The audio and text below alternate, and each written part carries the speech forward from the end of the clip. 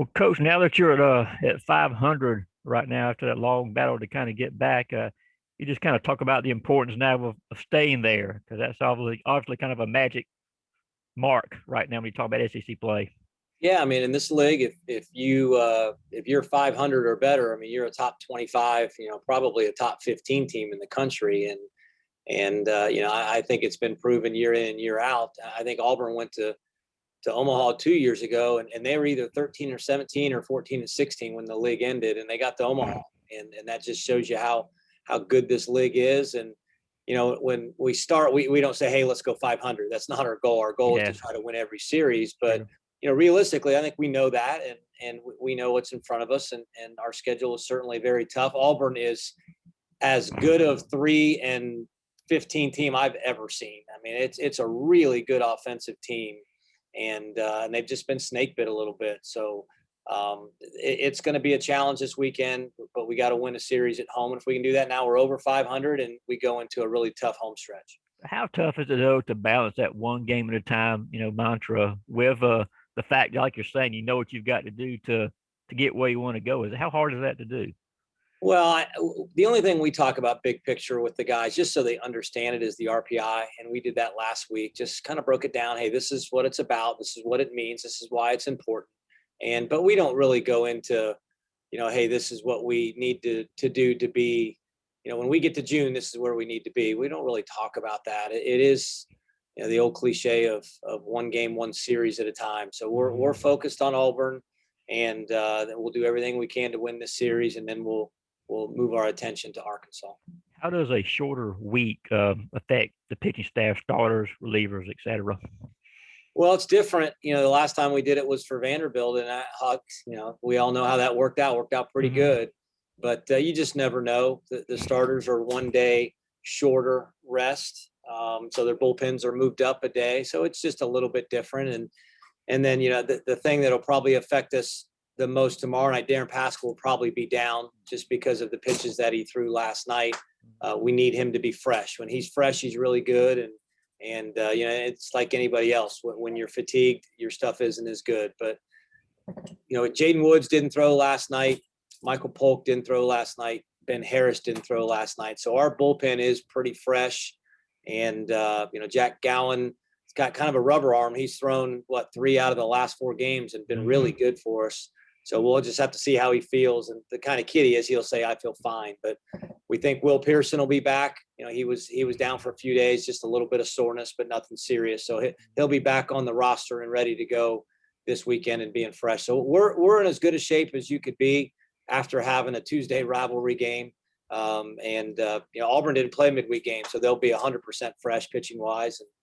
But it changes the routine a little bit, but this is only our second time doing it. The first time worked out okay. Still a staff day for game 3. As of right now, yeah, that's the plan. We'll TBA it, and we'll just kind of see where we are. And the obvious question is, hey, you start Jaden Woods, but like we talked about last week after the game, if you get to game 3 and you can get to the 5th inning and it's close, you put Jaden Woods in to finish it. And that's really worked for us. So, we like Jaden coming out of the pen, just that explosive arm, and just you want stuff coming out of the pen. And when you look at Woods and Polk and Harris, those 3 guys have really good top end stuff. And it's nice to have those guys coming out of the bullpen. Is Josh going to be able to go this weekend? I haven't seen him today yet. We're getting ready to practice.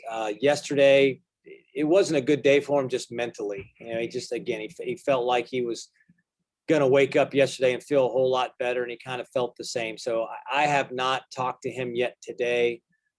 My guess is that he's a no for tomorrow, and it's going to be day to day, but I'd say probably leaning more towards questionable or doubtful. Because again, we've got him back. We've rested. We've been careful with him, and we've waited till he was really close to 100% to come back. And this last stretch, he played for 2 weekends, and then all of a sudden, he felt great. He had no issues at all, and then it went again on him. So we're getting a picture of it today. We're gonna take a look and see if what we're dealing with, if there's anything more that we need to think about. But I would say a long answer to a short question, probably doubtful. And we've kind of talked about this before too. You mentioned last night about the left-handed hitters pinch hitting wise having 100, higher up batting average. How much more of an analytics person are you now compared to where you were when you first got to Georgia? Well, there's just more numbers available. I was just doing it, today before I came down here, doing the Auburn splits of, every single pitcher. How are they against righties? How are they against lefties? What's the batting average against? What's the slugging percentage against? The OPS? All those things put together, and then you're making decision. And it is kind of strange sometimes when you look at, a guy like Bartnicki, for example, for Georgia Tech. For whatever reason, lefties hit 390 off him. Don't know why. The slugging percentage is way up. In Manly, the other lefty, it was the same thing. It was 150 points different for lefties versus righties. And so I look at all that stuff. Coach Kenny has all that on his, he's got like 3 or 4 different charts color coded. He knows with their hitters who's better against right, who's better against left, what they do with 2 strikes, all those things. So we just have more numbers available. We have more video footage available. I used to have to go back and watch every game on ESPN Plus one at a time and fast forward to at bats, and it was grueling. And now we have a program, just like you've seen probably with football. You can go every single situation, click it up, and boom, it's all there. And that's what we have now available. We can have counts, we can have outs, we can have innings, we can have right versus left. So we're trying to put all that information together in a short period of time and put together a plan. So analytics do play a role in it. Thank you. Okay, Ramin, go ahead. Hey, Coach, I know you touched on this earlier, but Auburn being a kind of a 3-15 team, a lot of people on the forums or Twitter or wherever may say, "Oh, you should come in there and sweep them." What's the expectation in your mind? How many games you're going to take this weekend? Well, we want to win the series. That's the goal. You just want to win the series, and it starts with game 1. And at the end of the day, your goal is to win 2 out of 3. And if you sweep, that's great. But you want to win a series. So that's our goal, is to win a series, but you got to win game 1. If you win game 1, then you worry about game 2. And then if you get to game 3, then you can get greedy. We haven't been in that spot yet this year. So, that's the goal for us is to try to win tomorrow night. And then you go for a series win. And then if you do that, then you try to sweep. But I will tell you this, they are a really good team.